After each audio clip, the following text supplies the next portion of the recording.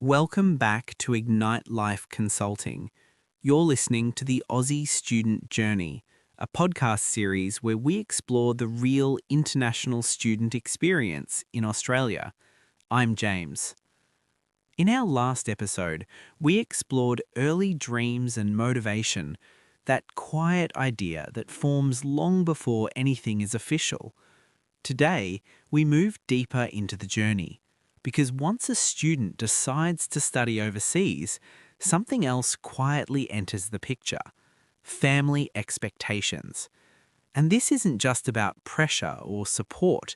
There's a space in between, shaped by culture, responsibility, and unspoken loyalty. For many international students, this becomes the heaviest part of the journey. Not exams, not workload, but the feeling that the decision is no longer just theirs. Emma is an international student who arrived in Australia about 6 months ago. She's still early in her journey, and that's why her perspective matters. Emma, when you think about family expectations, do you see them as pressure? Not exactly. Pressure feels loud. It feels like being pushed. This felt quieter, heavier in a different way. It wasn't someone telling me what to do. It was more like knowing what was expected without anyone ever saying it out loud. That distinction matters because many international students don't feel pushed forward, they feel entrusted. And being entrusted can feel heavier than being pressured. When no one forces you, you don't feel like you're allowed to complain. When expectations aren't spoken, you carry them alone. When the idea of studying in Australia became real for you, not just a thought but a direction, what did that responsibility actually feel like?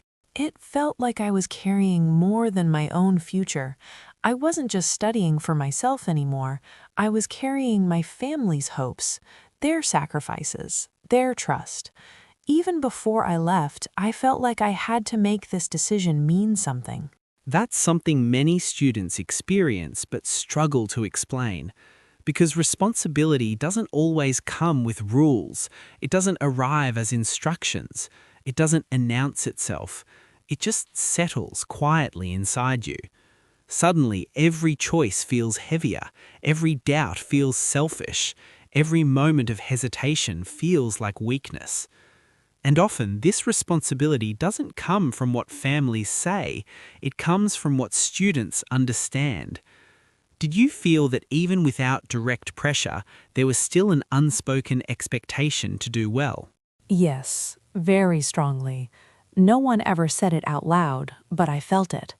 I felt that this opportunity wasn't something I could waste, that I had to be careful, serious, grateful. That sense of gratitude is powerful. It doesn't just make students thankful, it makes them cautious.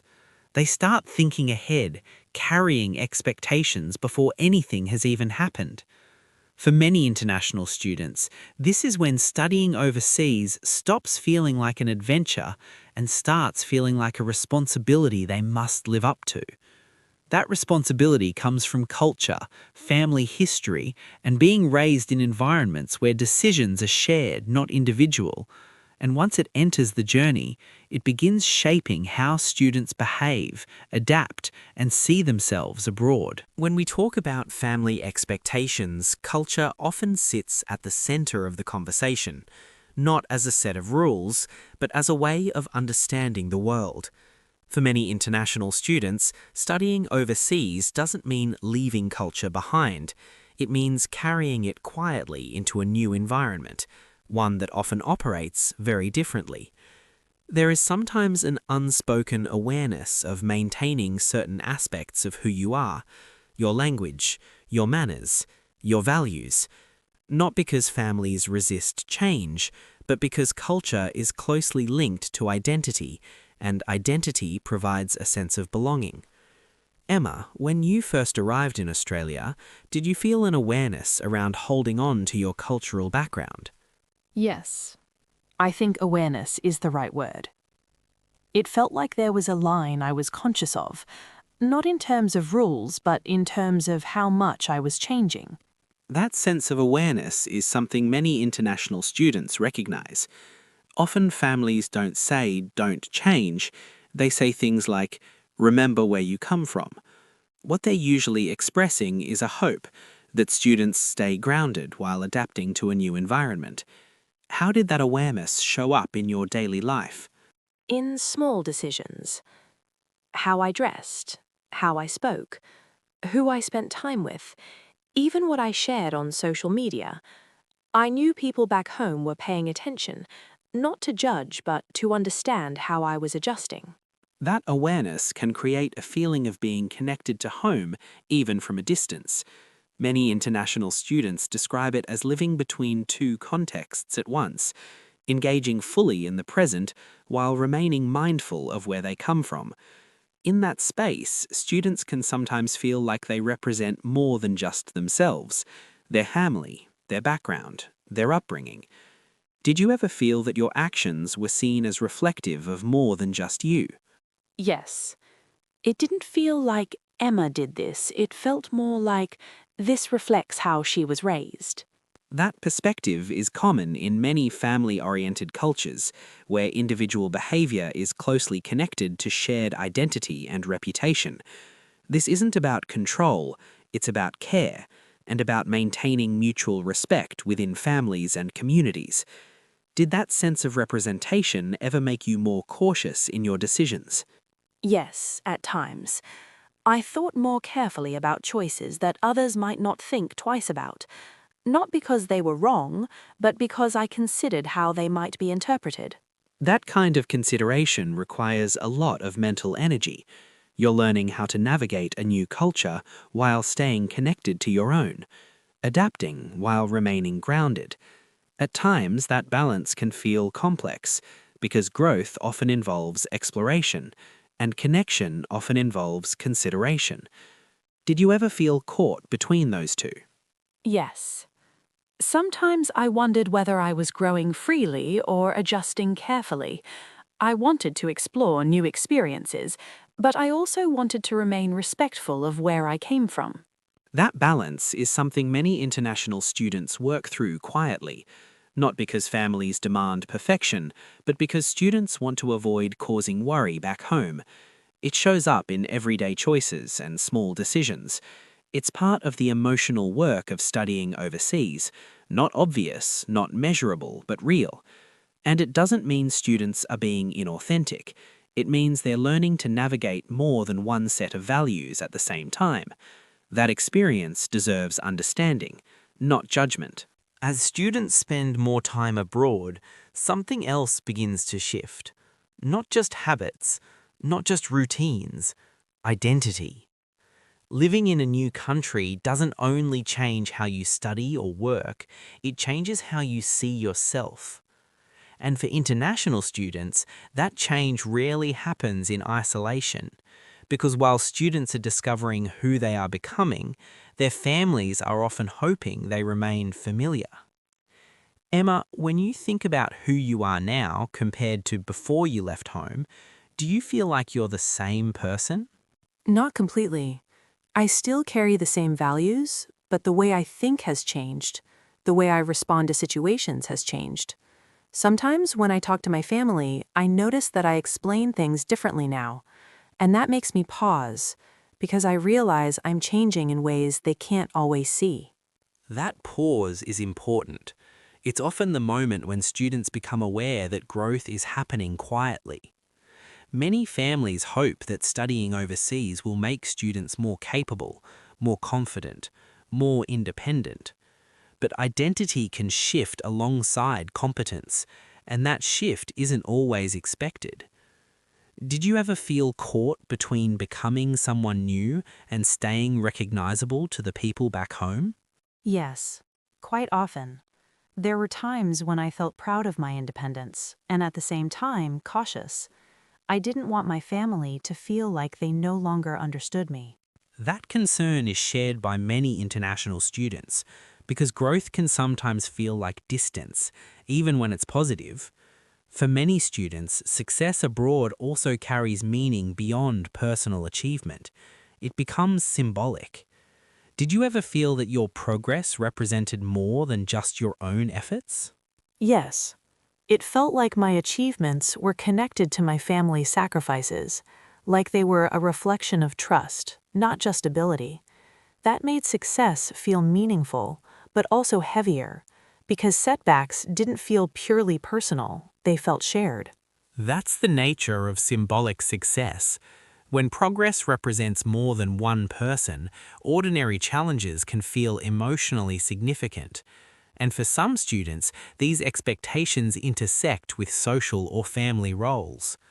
Emma, did you notice that certain expectations followed you abroad more closely than others? Yes. There was more attention around safety, around independence, around boundaries. Even though I was an adult, there was still a sense of care and caution at the same time. That combination is something many students describe.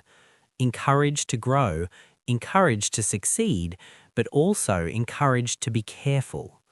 How did that awareness influence your decision making? It made me more thoughtful.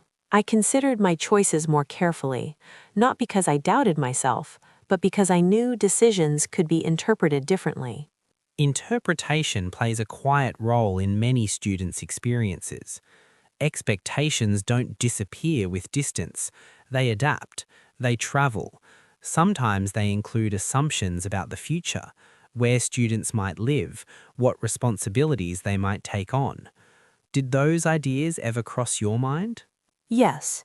Even while building my life here, I was aware that there were expectations back home about who I might become over time. That awareness shaped how far I felt comfortable going.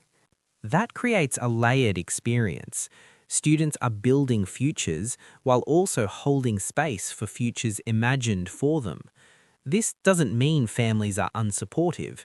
It means expectations are complex, shaped by history, care, and shared hopes. Emma, how do you think about identity now, holding both change and continuity? I see identity as something that expands. I haven't replaced who I was, I've added to it.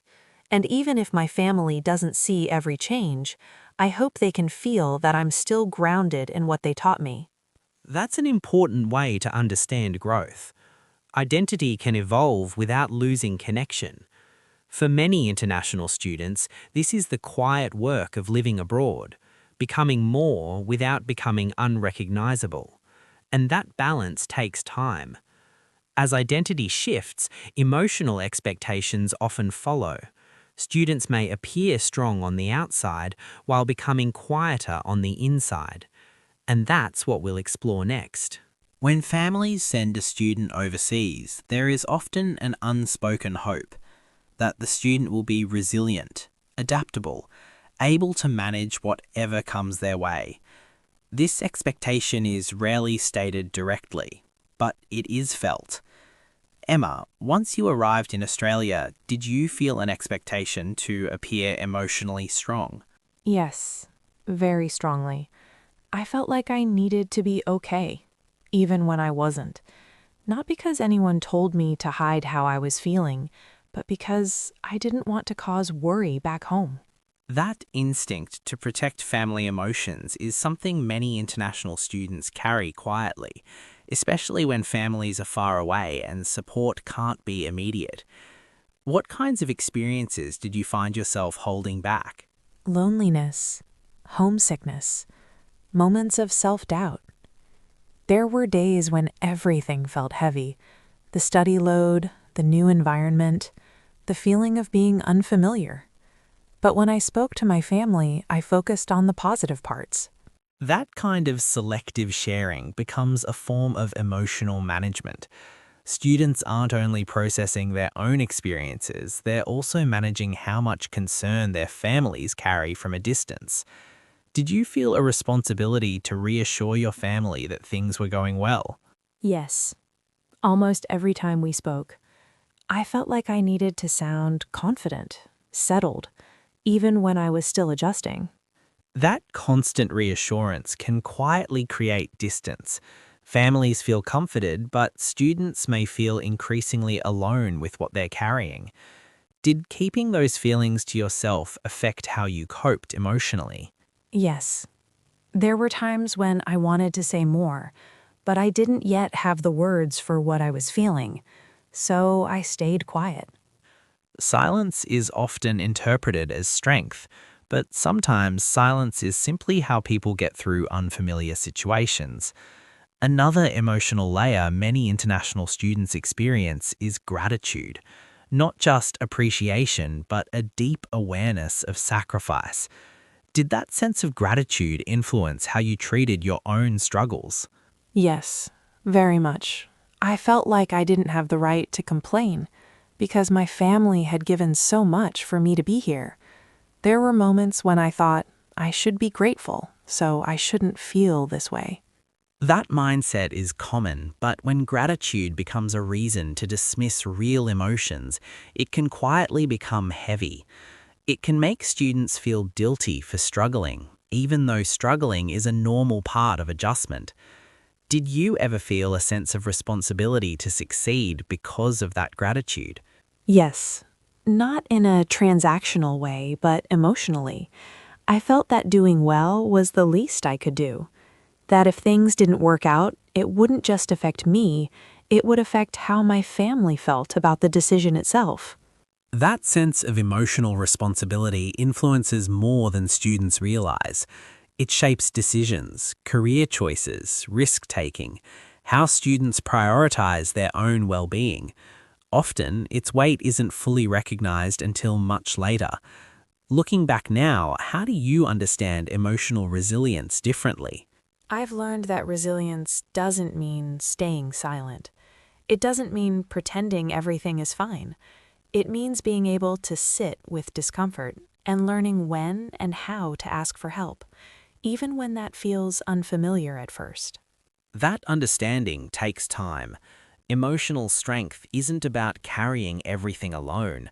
It's about recognizing limits without feeling ashamed of them.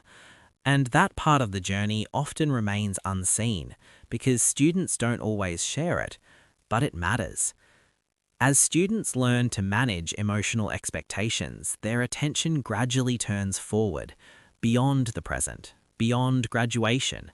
Because for many international students, family expectations don't end with achievement. They continue into what comes next. And that's what we're going to reflect on in the final section.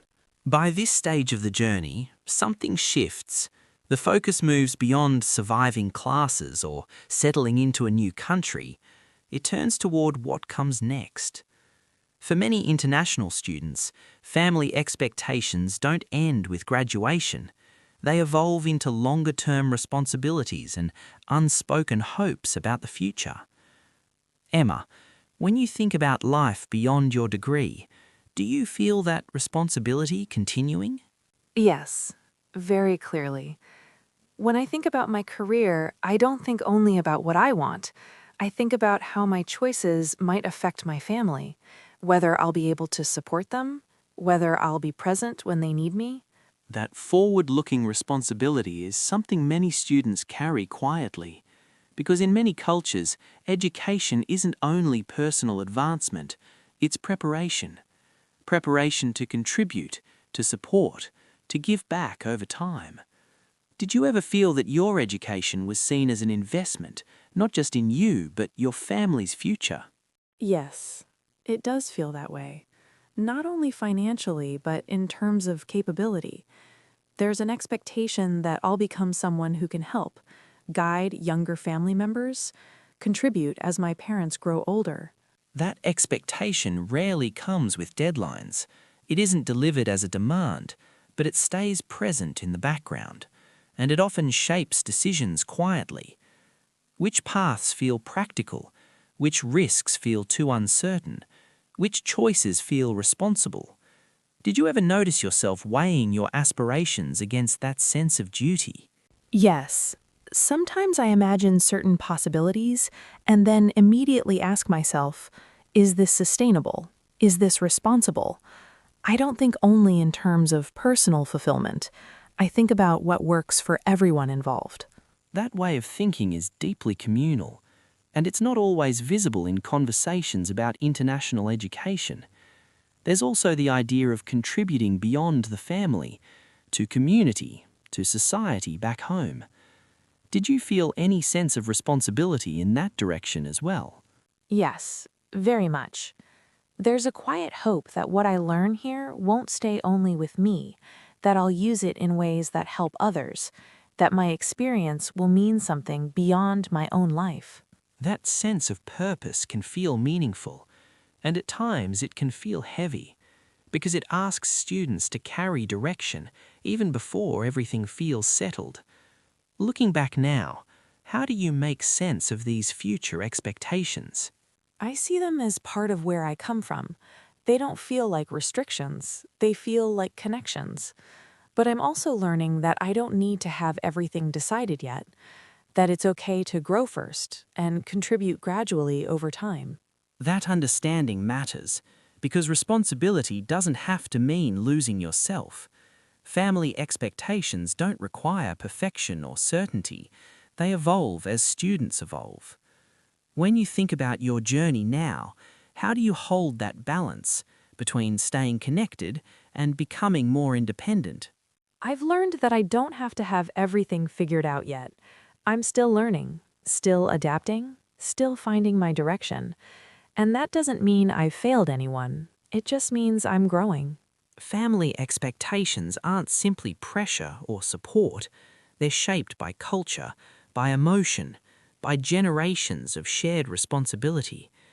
When you think about those expectations now, how do they influence the way you imagine your future? I think they stay with you even as you grow. You carry them quietly. And if you're listening and you recognize that feeling, that quiet sense of responsibility, I want you to know you're not alone. Your journey doesn't need to look impressive. It just needs to be honest. In our next episode, we'll talk about financial planning before arrival, the real cost of studying in Australia, beyond tuition fees, everyday expenses students often overlook, budgeting in the first few months, and the hidden costs that appear after landing. If today's episode resonated with you, feel free to like and share it with someone who might need it. And if you'd like to follow the rest of this journey, you can subscribe to Ignite Life Consulting. Thank you for spending your time with us. We look forward to continuing this conversation with you. Until then, take care.